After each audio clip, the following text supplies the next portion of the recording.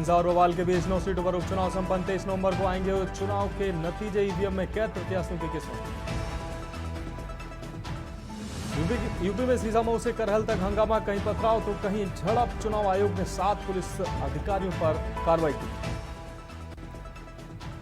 UP उपचुनाव में Sapa BJP के बीच जुबानी जंग, अखिलेश के वार पर बीजेपी का पलटवार। दोनों दलों ने एक दूसरे पर लगाया धांधली का आरोप। मुरादाबाद में एआईएमआईएम ने उपचुनाव का किया बहिष्कार। कार्यकर्ताओं ने मतगणना स्थल पर जाने से किया इनकार। प्रशासन और सरकार पर लगाए गंभीर आरोप। रायबरेली के उत्तरपार गांव में मामूली बात पर भिड़े 2 पक्ष। दुकान में घुसकर लाठी डंडे कुल्हाड़ी से किया हमला। मारपीट का वीडियो सोशल मीडिया पर वायरल। और मथुरा में 6 साल के बच्चे की जेसीबी चालक की हत्या। घर के बाहर बने चबूतरे पर बैठा हुआ था मासूम। पुलिस ने आरोपी को जेसीबी के साथ पकड़ा। आप देख रहे हैं के न्यूज, खबरों का सारथी। नमस्कार, उत्तर प्रदेश की खबरों में आपका स्वागत है। मैं हूं मनोज मानस और अहम खबर से बुलेटिन की शुरुआत करेंगे। मुरादाबाद से अहम खबर है, जहां एआईएमआईएम ने मतगणना का बहिष्कार, आपको बता दें मतदान का बहिष्कार किया है। थाने में पहुंचकर उपचुनाव का बहिष्कार किया है। मतदान में नहीं जाने को लेकर कार्यकर्ताओं ने मतदान का बहिष्कार किया है।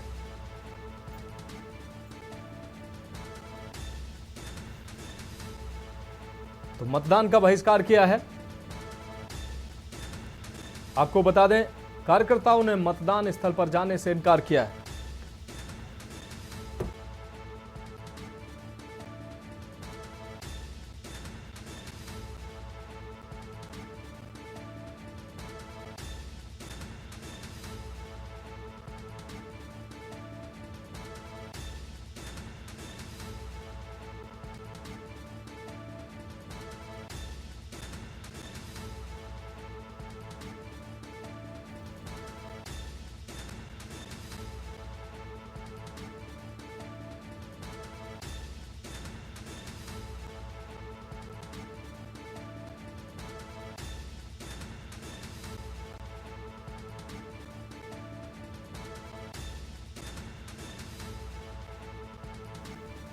तो कार्यकर्ताओं ने मतगणना और मतदान दोनों का बहिष्कार किया। मुरादाबाद से खबर, एआईएमआईएम ने चुनाव का बहिष्कार किया, साथ ही मतगणना का भी बहिष्कार किया। थाने में पहुंचकर उपचुनाव का बहिष्कार किया है और मतगणना जो 23 तारीख को होने वाली है उसका भी बहिष्कार करने की बात सामने आई है।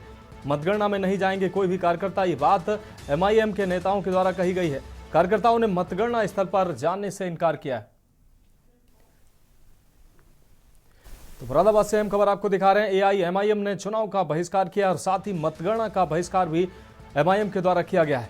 थाने में पहुंचकर उपचुनाव का बहिष्कार किया गया है एमआईएम के नेताओं के द्वारा और उसके बाद अब जो होने वाली मतगणना का भी बहिष्कार करने की बात सामने आई है।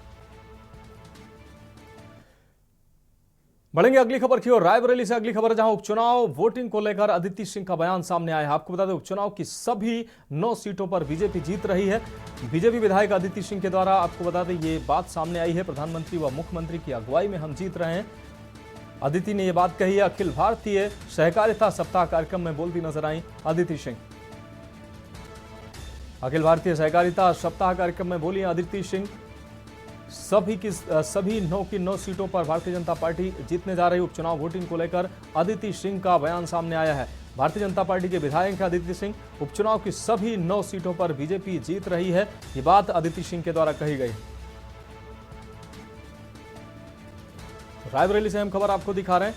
अदिति सिंह के द्वारा बयान सामने आया है। अखिल भारतीय सहकारिता सप्ताह कार्यक्रम में बोलती हुई नजर आई अदिति सिंह। उपचुनाव वोटिंग को लेकर अदिति सिंह का यह बयान सामने आया। उन्होंने कहा कि अब उपचुनाव में सभी 9 की 9 सीटों पर भारतीय जनता पार्टी विजयी होगी।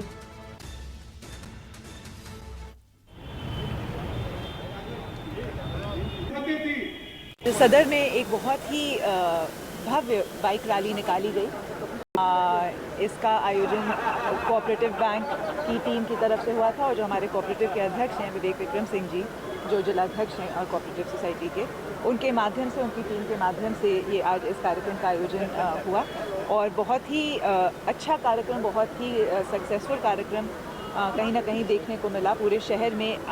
थोड़ा सा क्योंकि शहरवासी जो शहर में लोग रहते हैं अमूमन बहुत ज़्यादा खेती किसानी से नहीं भी अगर जुड़े होते हैं, तो उनमें भी जागरूकता आई कि हाँ, ये बेहतरीन काम सरकार के माध्यम से हो रहा है, ज़िले में हो रहा है। और इसका समापन सप्ताह के अंत में समापन यहाँ सदर मेरे शहर से हुआ। इसकी मुझे बहुत खुशी है। बढ़ेंगे अगली खबर की ओर। यूपी में उपचुनाव के बीच अखिलेश यादव ने लखनऊ स्थित पार्टी मुख्यालय में प्रेस कॉन्फ्रेंस करते हुए कहा कि बीजेपी के इशारे पर पुलिस और जिला प्रशासन के लोग समाजवादी पार्टी के वोटरों को वोट डालने से रोक रहे हैं।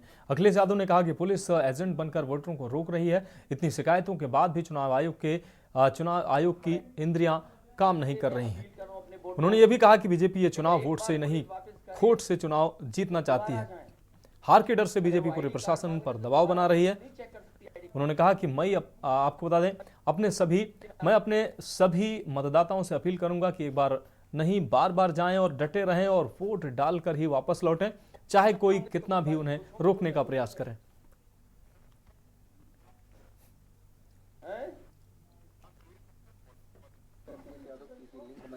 जब वोट पड़ना शुरू हुआ है, उसकी तैयारी से लेकर के लगातार समाजवादी पार्टी अपने कार्यालय से सूचनाएं दे रही है। समय समय पे इलेक्शन कमीशन को टैग कर करके जो शिकायतें हैं उनको लगातार चुनाव आयोग तक पहुंचाने का काम कर रहे हैं। सुबह से जो शुरुआत हुई, पहले तो एजेंट बनने को लेकर के दिक्कतें रहीं, लेकिन समाजवादी पार्टी के कार्यकर्ता जिम्मेदारी के साथ और उन परिस्थितियों में भी एजेंट बने जहां पुलिस लगातार रोकने का प्रयास कर रही थी। उसके बाद जब से वोट पड़ना शुरू हुआ है, तब से शिकायत आना शुरू हो गई हैं। मैं श्रीवास्तव जी से कहूंगा वहीं से दिखाएं कितनी शिकायतें हम लोग सुबह से कर चुके हैं। ये आप फाइल देख लीजिए, ये कंप्लेंट है अलग अलग विधानसभा की, मीरापुर विधानसभा, कुंदरकी की विधानसभा, करहेल की विधानसभा, कानपुर की विधानसभा सीसामऊ की, और अंबेडकर नगर से लेकर के फूलपुर से लेकर के मिर्जापुर तक की। ये तमाम शिकायतें हम लोग कर चुके हैं। लगता यह है कि चुनाव आयोग की इंद्रियां काम नहीं कर रही हैं, न उसे दिखाई दे रहा है न सुनाई दे रहा है। इतनी शिकायतों के बाद लगता है चुनाव आयोग की इंद्रियां काम नहीं कर रही हैं, न उसे दिखाई दे रहा है न सुनाई। बीजेपी ये चुनाव वोट से नहीं, खोट से जीतना चाह रही है। भारतीय जनता पार्टी ये उपचुनाव वोट से नहीं, खोट से जीतना चाहती है। भाजपा हार के डर से प्रशासन पर बेईमानी करने का दबाव बना रही है। फिलहाल खबरों में वक्त एक ब्रेक का, जल्द हाजिर होंगे। आप देख रहे हैं के न्यूज, खबरों का सारथी। ब्रेक के बाद एक बार फिर से उत्तर प्रदेश की खबरों में आपका स्वागत है। बढ़ेंगे अगली खबर की ओर। यूपी उपचुनाव कौन बिगाड़ेगा खेल? क्या मायावती वापस पाएंगी खोई हुई जमीन? बीजेपी के साथ आने पर क्या जयंत चौधरी दिखा पाएंगे अपना दम? क्या ओबीसी बनेंगे मुस्लिम का ट्रम्प कार्ड? इसके नतीजे तो 23 नवंबर को आएंगे, लेकिन यूपी के उपचुनाव कई सीटों पर हिंसा देखने को मिली। यूपी के उपचुनाव को 2027 का सेमीफाइनल भी माना जा रहा है, लेकिन सेमीफाइनल में जमीन पर जो फाइट देखने को मिली है वो प्रशासन और चुनाव आयोग की तैयारियों पर कई सवाल खड़े कर रही है। रिपोर्ट देखिए। उत्तर प्रदेश की 9 विधानसभा सीटों पर उपचुनाव की लड़ाई योगी बनाम अखिलेश की हो चुकी है, जिसे अगले विधानसभा चुनाव का सेमीफाइनल माना जा रहा है। ऐसे में दोनों ही नेताओं ने उपचुनाव में पूरा जोर लगा दिया। यूपी का उपचुनाव किसी के लिए नाक की लड़ाई है तो किसी के लिए साख की लड़ाई बन गई। चुनाव के पहले बड़े बड़े नारे दिए गए, इनकी गूंज मतदाता स्थल तक भी देखने को मिली। आमतौर पर उपचुनाव में हिंसा का दौर कम ही देखने को मिलता है, लेकिन इस बार 9 सीटों की लड़ाई खूनी जंग में तब्दील हो गई। कहा जा रहा है कि ये 2027 का सेमीफाइनल है जो यूपी की सत्ता के सिंहासन का रास्ता तय करेगा। यूपी के अगले सीएम को लेकर ये प्री परीक्षा है, जहां योगी आदित्यनाथ और अखिलेश के बीच आर पार की जंग है। लेकिन इस आर पार की जंग में कोई पिस रहा है तो वो है मतदाता। कानपुर की सीसामऊ सीट और मैनपुरी की करहल सीट जंग का मैदान बन गई। सपा ने बीजेपी पर मतदाताओं को रोकने और प्रभावित करने का आरोप लगाया, तो वहीं बीजेपी ने सपा पर उपचुनाव में धांधली करने के आरोप लगाए। अखिलेश यादव ने पीसी कर हमला बोला तो यूपी बीजेपी प्रदेश अध्यक्ष ने भी प्रेस कॉन्फ्रेंस कर पलटवार किया। भाजपा अंदरूनी लड़ाई से होने वाले वोट की कमी को विपक्ष के वोटर्स को वोट न डालने दे करके पूरा करना चाहती है कि हमारे विपक्ष के लोग वोट न डालें। जो इनके खुद वोटर भाग रहे हैं, जो इनके खिलाफ वोट डालना चाहते हैं। इसीलिए आप जहां कहीं भी देखेंगे पुलिस रोक रही है, वहां बड़े पैमाने पर समाजवादी वोटर्स हैं जो इनके अपने वोटर नहीं निकल रहे हैं, जिसकी वजह से हार रहे हैं। तो उसकी कमी पूरी करने के लिए समाजवादी पार्टी के वोटर्स को भी वोट डालने नहीं दे रहे हैं। मैंने कई मौकों पर कहा और फिर कह रहा हूं मैं, हमारे लोग सारे वीडियो फोटो इकट्ठे कर रहे हैं और गड़बड़ी में जो पुलिस प्रशासन लिप्त है, उन लोगों के नाम और पदनाम भी हम लोग जानकारी कर रहे हैं। मैंने अपने समाजवादी साथियों से कहा है कि सारे वीडियो और फोटो इकट्ठे करें। उपचुनाव वाले क्षेत्रों में समाजवादी पार्टी ने बाहर से बुलाकर, जिस प्रकार से अराजक तत्वों को बुलाकर चुनाव को प्रभावित करने की कोशिश की है, वो हम सबके सामने है। जिस प्रकार से बुर्का पहनकर महिलाएं फर्जी वोटिंग कर रही हैं, वो भी कहीं ना कहीं आपके सामने आया है। मैनपुरी में सैफई परिवार और अखिलेश यादव के गुंडे फिर से आतंकवाद का माहौल बनाने का प्रयास कर रहे हैं।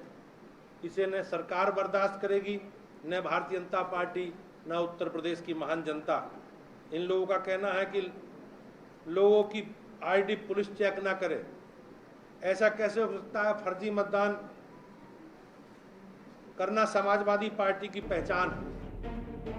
मैनपुरी की करहल सीट पर सपा नेता पर गंभीर आरोप लगे, जहां दलित लड़की की हत्या कर सनसनीखेज मामला सामने आया। परिवार के मुताबिक सपा समर्थकों ने दलित लड़की की हत्या कर दी। चुनाव से पहले परिवार पर सपा को वोट देने का दबाव बनाया जा रहा था। मृतका के पिता और माता ने इससे इनकार किया तो नाराज प्रशांत यादव ने दलित लड़की की रेप के बाद हत्या कर दी। बीजेपी ने करहल में दलित लड़की की हत्या के मामले को जोर शोर से उठाया। पहले मेरी बिटिया के जा रहे थे कोटा, अपनी बिटिया कोटा चलता हुआ नेताजी बबलू बोले कि चाचा वोट डाल के दिए हो, तो बिटिया बोली कम फूले में वोट दिए जो प्रधान तो बोलो ताकि हम वोट डाल, नहीं तो तू रखा तेरे नाम तो रगिया के तो रगिया बनाई दिए। तो जाने कल मेरी बिटिया को 12-1 बजे मोटरसाइकिल में बैठा ले गो, रात दिन में ढूंढा, रात में ठंडा में पता करिए बिटिया नहीं आई हवाई। तब हमने तब बबलू नेताजी ने प्रधान को भाई कोटी में बनवाओ, बन की कार बिटिया क्या करेगा, तू बैठा लेगा पूरे धमजने ने देगी। तो जो बोलो हमें पता ही नहीं, हमने उन्हें उतार दो। तो एक जगह संग साथी और तो डॉक्टर मोहन कठेरिया और जो जाको नाम प्रशांत पत्रकार यादव है जी। कानपुर की सीसामऊ सीट पर बीजेपी प्रत्याशी की कार पर पथराव होने की खबर सामने आई तो राजकीय इंटर कॉलेज चुन्नीगंज में भाजपा कार्यकर्ताओं ने हंगामा कर दिया। जीआईसी इंटर कॉलेज के बूथ के भीतर भी बीजेपी के एजेंट को भगाने के आरोप में भाजपा प्रत्याशी सुरेश अवस्थी धरने पर बैठ गए। प्रदेश में सरकार पूजनीय योगी आदित्यनाथ जी की और यहाँ पर विधायक भी बीजेपी का होगा तो निश्चित तौर से आप मान के चलिए विकास होगा। इसलिए यहाँ की जनता ने आशीर्वाद देने के लिए मन बनाया। उसके लिए कोई टिप्पणी नहीं करना चाहता हूँ, लेकिन समाजवादी पार्टी के लिए जरूर बताना चाहता हूँ कि जिस तरीके से जब उत्तर प्रदेश के राजा अखिलेश थे और अपनी महारानी को बनाने के लिए कन्नौज में उपचुनाव में जब गए थे पार्लियामेंट के, तो सभी प्रत्याशियों के उन्होंने नामांकन पत्र खारिज करा दिए थे और एक प्रत्याशी का हो गया था, रात में विड्रा कराया था। ये अपने गिरेबान में झांके, ये झूठे और मक्कार लोग हैं, इनकी करनी और कथनी में बहुत अंतर है। वहीं दूसरी तरफ upper primary school Gandhi park मतदान केंद्र पर सपा प्रत्याशी नसीम सोलंकी पहुंची। सपा प्रत्याशी नसीम सोलंकी पुलिस पर मतदाताओं को परेशान करने का आरोप लगाया। मतदाताओं के बीच आक्रोश देखने को मिला तो नसीम सोलंकी ने मतदाताओं को शांत कराया। आप अपने कैमरे से दिखाइए कि क्या माहौल चल रही है, इनके आंसू कौन पहुंचेगा, इनके आंसू कौन पहुंचेगा, क्या दिक्कतें हो रही, क्या देख रही है आप अपने कैमरे से दिखाइए। जो लोग रो रहे हैं, परेशान हो रहे हैं, वोट क्यों नहीं डालने दिया जा रहा? उनका वोट उनका मताधिकार है, आप उनका अधिकार से कैसे छीन सकते हैं? बस यही हमारी शिकायत है। और देखिए पुलिस आईडी चेक कर रही है, बार बार ये शिकायत आ रही है कि आप कहीं मतदान केंद्र पर जा रही हैं, हमें वहीं पहुंचना है, हमें मौके पे पहुंचने दीजिए, वहाँ चल के बोलेंगे क्या बात है। मीरपुर और कटहरी सीट पर भी पुलिस प्रशासन पर चुनाव को प्रभावित करने का आरोप लगाया गया है। सांसद हरेन मलिक ने पुलिस प्रशासन पर एक वर्ग विशेष को वोट न डालने देने का आरोप लगाया। मतदान के दौरान हंगामा भी हुआ, ककरौली में भीड़ ने पथराव कर दिया। पुलिस ने हंगामा कर रही भीड़ को दौड़ाया, जिसके बाद एसएसपी मौके पर पहुंचे। हिंसा, बवाल और आरोपों के बीच सपा की शिकायत पर चुनाव आयोग ने एक्शन लिया तो यूपी में 7 पुलिसकर्मी सस्पेंड किए गए और कई अफसरों पर गाज गिरी।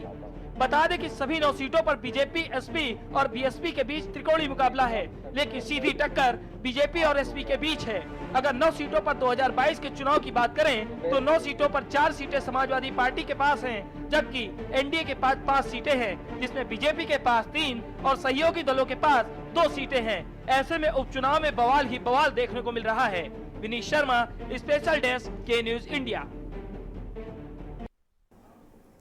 अब बढ़ेंगे अगली खबर की ओर। गाजियाबाद से अगली खबर, जहां प्रदूषण की मार से बदहाल गाजियाबाद में सांस लेना मुश्किल हो गया है। आपको बता दें, सांस लेना मुश्किल हो गया। गाजियाबाद दूसरा सबसे प्रदूषित शहर हो गया है। गाजियाबाद में पहले स्थान पर रहा लोनी का AQI स्तर 476 रहा, दूसरे स्थान पर रहा वसुंधरा AQI जिसका 444, तीसरे पर संजय नगर AQI 440 और चौथे पर इंदिरापुरम जिसका AQI 375 रहा।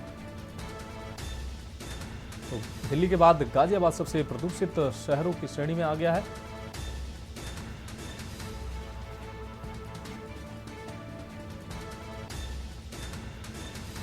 तो गाजियाबाद का औसत AQI लगभग 550 के आसपास है।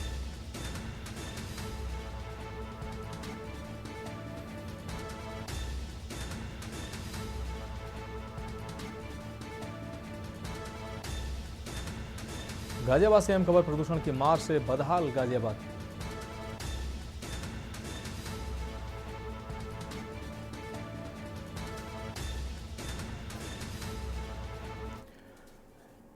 बढ़ेंगे अगली खबर की ओर। जालौन से अगली खबर, जहां कोटरा में संदिग्ध अवस्था में युवक का 100 मिलने से आपको बता दें 100 मिला है। युवक का 100 मिलने से क्षेत्र में सनसनी फैल गई। मृतक के परिजनों ने हत्या का आरोप लगाया।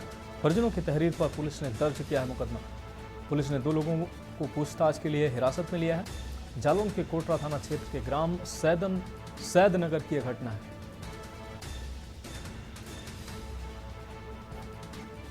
तो परिजनों की तहरीर पर पुलिस ने दर्ज किया है मुकदमा। मृतक के परिजनों ने हत्या का आरोप लगाया। परिजनों की तहरीर पर पुलिस ने दर्ज किया है मुकदमा। पुलिस ने 2 लोगों को पूछताछ के लिए हिरासत में लिया है। जालौन के कोटरा थाना क्षेत्र के ग्राम सैदनगर की यह घटना है। जालौन से अहम खबर, कोटरा में संदिग्ध अवस्था में मिला है युवक का शव। युवक का शव मिलने से क्षेत्र में सनसनी मच गई। मृतक के परिजनों ने हत्या का आरोप लगाया। परिजनों की तहरीर पर पुलिस ने दर्ज किया मुकदमा। करने के दौरान लग गया। आज दिनांक 20 नवंबर 2024 को रात में सूचना प्राप्त हुई कि थाना कोटरा के ग्राम सैदनगर में एक व्यक्ति का शव पड़ा हुआ है, जिसके सिर पर चोट का निशान है। इस सूचना पर थाना कोटरा पुलिस द्वारा तत्काल मौके पर पहुंचकर जानकारी की गई तो शव की शिनाख्त साबिर उर्फ मुन्ना निवासी सैदनगर के रूप में हुई। पुलिस द्वारा मृतक का पंचायतनामा भरकर पोस्टमार्टम हेतु मोर्चरी भेजा गया है। परिजन की तहरीर पर सुरंगत धाराओं में अभियोग पंजीकृत किया गया है तथा घटना में शामिल 2 आरोपियों को हिरासत में लेकर गहनता से पूछताछ की जा रही है।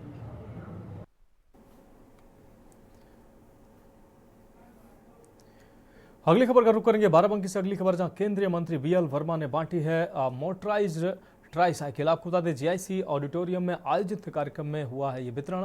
चयनित 1000 में लाभान्वित किए गए 700 दिव्यांगजन। लाभार्थियों को ट्राईसाइकिल सहित अन्य उपकरण भी बांटे गए हैं। कार्यक्रम में मौजूद रहे यूपी के मंत्री सतीश चंद्र शर्मा, जिला पंचायत अध्यक्ष राजरानी रावत व MLA दिनेश रावत भी मौजूद रहे। MLC अंगद सिंह, SP वर्मा व अरविंद मौर्य भी मौजूद रहे।